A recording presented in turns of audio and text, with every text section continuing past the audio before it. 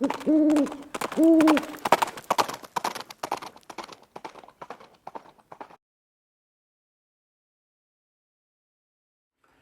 hey guys, it's Viego here, and we are at the end of August here in 2025, or darn close to it anyway.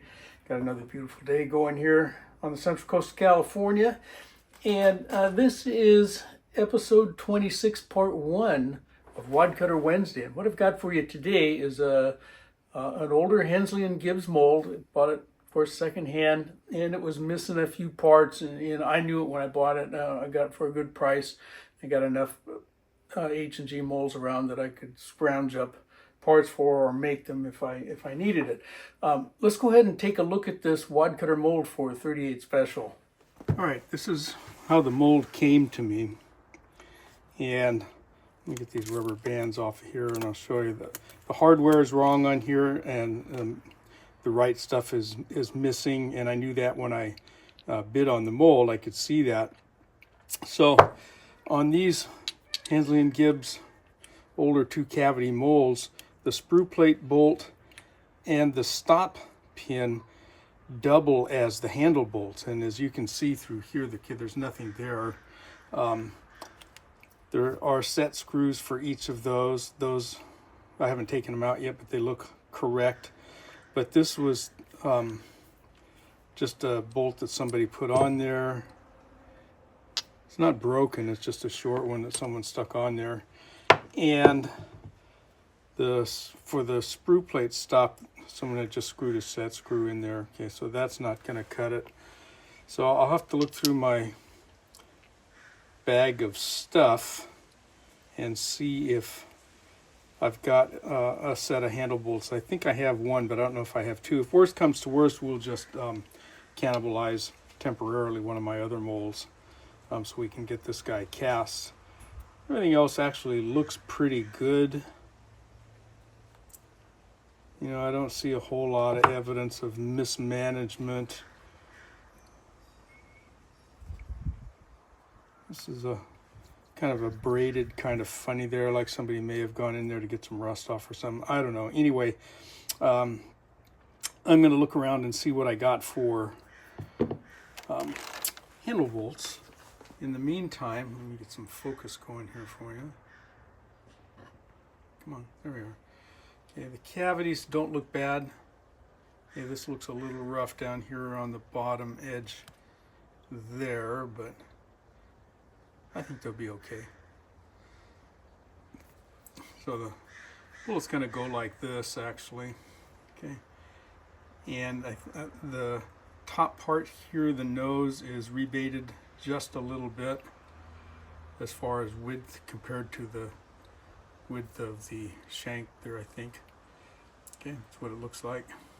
Okay, so, and I haven't done any research on this particular mold, so I'm not sure about much of anything about it. So we're going to get it cleaned up and get it cast, though. I don't see anything rusty or anything on it. All right, let me see what I got for handles. All right, here's what that screw is supposed to look like. Okay, it's got a little unthreaded shoulder up at the top. Okay, and the threads are milled off on the bottom half that would go through the holes in your handle. And this is one extra that I had, and I would actually need another one that I don't have. Another option is to cut some brass rod, push those down through the holes, and put not those set screws, but a cap screw in on top of them, one to hold the sprue plate down and another to act as the sprue plate stop bolt. Yeah, got fire aircraft coming in here.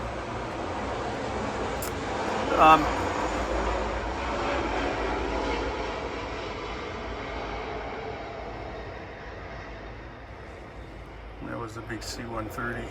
Anyway, I think it was, also was the back end. Yeah, it's more trouble than it's worth, so I think what I'm going to do is just borrow a set of the 2 bolts from another mold and do it that way. That's the simplest and easiest. All right, there we go. I got a set of bolts, borrowed from another mold. Got a set of handles on there. This one did not come with handles either.